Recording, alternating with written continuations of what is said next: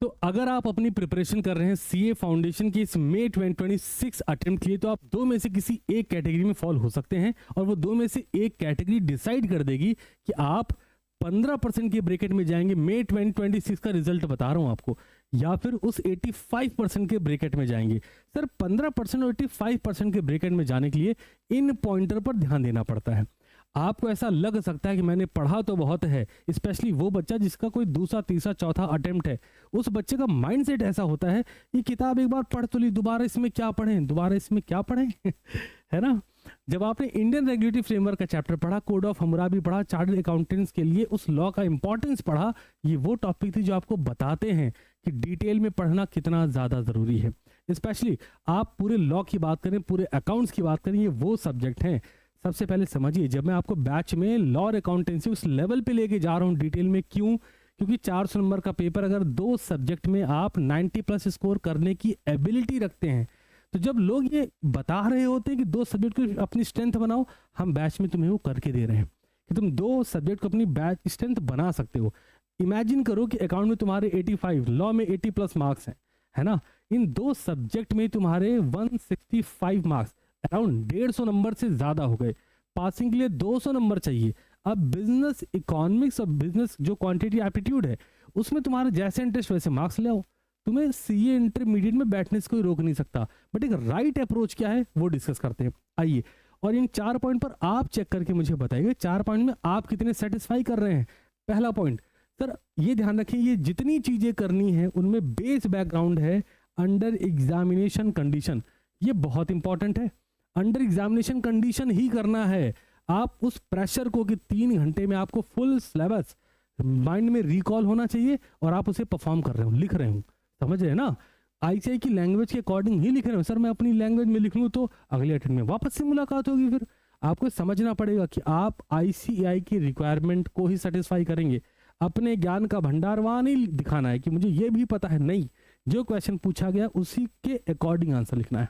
अब जरा आ जाओ, तो अंडर एग्जामिनेशन कंडीशन जैसे समझिए, बैच में हमने आपकी डिटेल क्लास ली, इससे कोई एक बच्चा भी डिनाई नहीं कर सकता कि कोई एक वर्ड, मैं स्टेटमेंट की बात नहीं कर रहा, पैराग्राफ की बात नहीं कर रहा, अगर आपके आईसीआई मॉड्यूल में कोई शब्द लिखा है ना, 3 वर्ड 4 वर्ड ऐसे कुछ भी लिखे हुए ना, मैंने वो भी आपको पढ़ाए, डिटेल में उसकी मीनिंग बताई, उससे रिलेटेड कंसेप्ट बताए हैं, उनसे क्या क्वेश्चन ड्राफ्ट हो सकता है वो भी बताया है।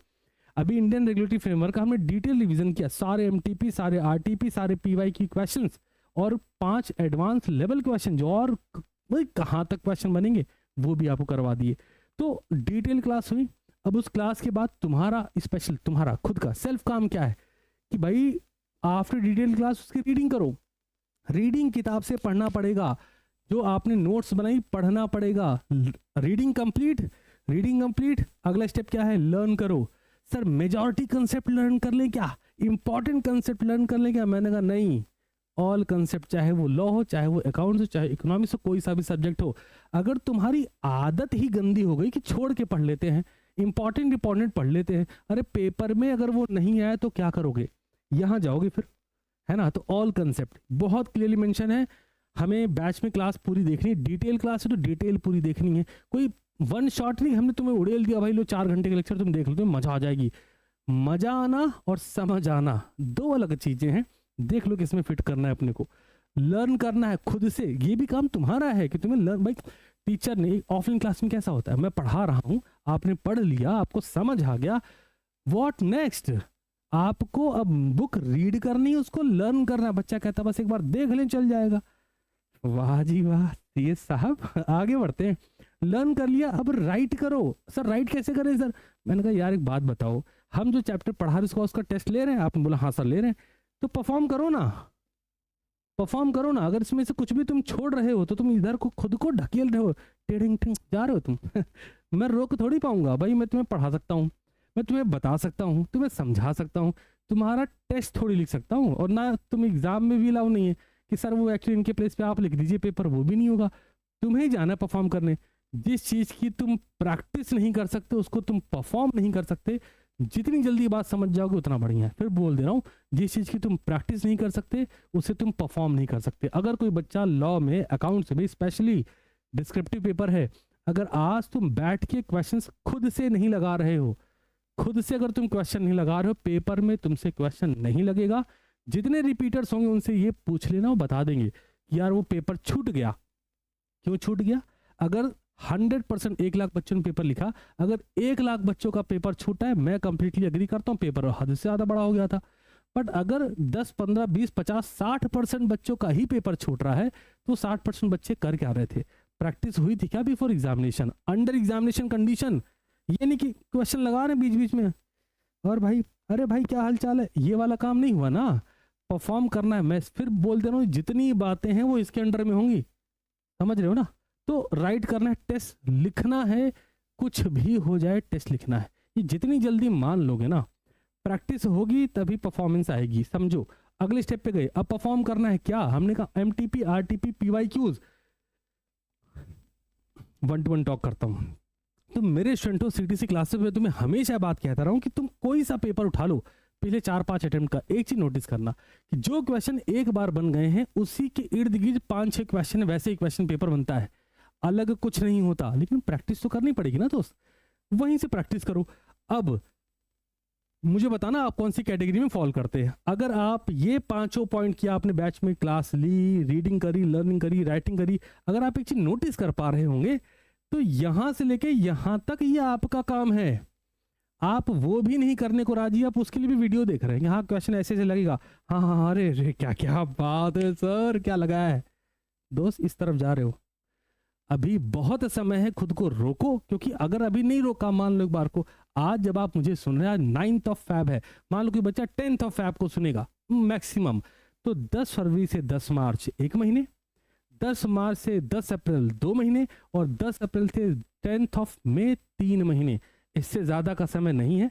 और बाद में तुम सोचोगे बहुत कि नहीं मैं अब चेंज कर ले, तो अब एटीट्यूड बदलूंगा, अब मैं परफॉर्म करने जाऊंगा, बैकलॉग का इतना भारी नंबर होगा कि तुम चाह के भी नहीं कर पाओगे, है ना।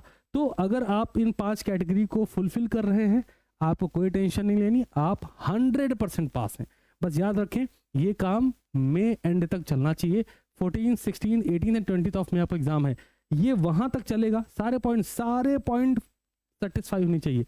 पता लगा बैच में क्लास बहुत डिटेल में देखी, रीडिंग बहुत कर ली, लर्निंग बहुत कर ली, राइटिंग नहीं करी, फेल होंगे। अरे सर क्या बोल रहे हो, हाँ हाँ फेल होंगे, कोई डाउट नहीं है।